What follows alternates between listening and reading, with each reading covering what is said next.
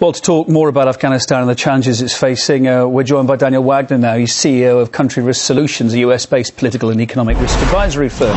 Daniel, thanks for being with us tonight.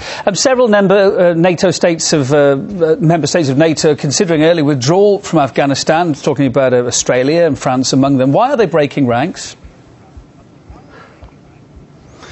I think they're breaking ranks for the same reasons that a lot of other countries are asking some basic questions about how American foreign policy is conducted. America is even asking those questions now. Aside from the election that's going on here, I think people in general are asking, is the way this issue has been addressed appropriate for the time going forward?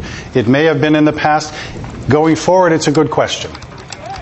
NATO leaders, of course, meeting in Chicago later this week, where they're going to try to persuade France's new president to renege on that election promise he made and remain part of the military effort in Afghanistan. Why is France so important for them, though? France is sort of a linchpin for America in a similar way that Germany and the UK are vis-à-vis Europe. And that is that America needs to feel that it can rely on some of its traditional allies. And with so much change and turmoil going on in Europe, it's a really big question mark whether that is going to be the case or not. My view is that Mr. Hollande is going to have a very difficult time breaking his campaign promise. And I think the pressure is on in Chicago. And what about the overall withdrawal plan for 2014? What impact is that going to have on Afghanistan security, do you think? Given that Mr. Obama has made a special trip there in the last week and basically said, we are not abandoning Afghanistan, we're going to be there through 2024, I don't think it's going to have much impact. Mr. Obama is in a very difficult situation. On one hand, he's under extreme pressure in America to not to renege on his campaign promise to remove America from Afghanistan in a very substantial way.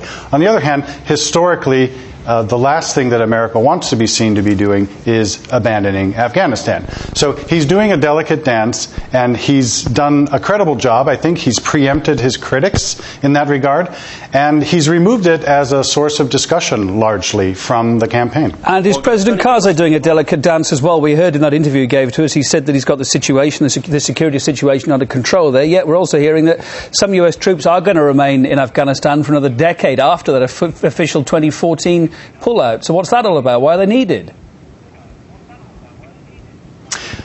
Part of what's going on here is creating the perception that there is some semblance of continuity and control from the Afghans themselves. As Mr. Karzai just said, they don't have, nor should they have, an American perception of the relationships that are going on with the countries around them. They have a unique Afghan perception, as well they should. Their challenge is a very substantial one. You know, there are elements in the U.S. Congress who believe that the Taliban and Al-Qaeda are just steps away from returning to Afghanistan. And the challenge for Mr. Karzai is going to get people in the United States and elsewhere to believe that he actually does have the situation under control. It's not an easy thing to do. Daniel Wagner, CEO of Country Risk Solutions, US. Thanks ever so much for being on the programme.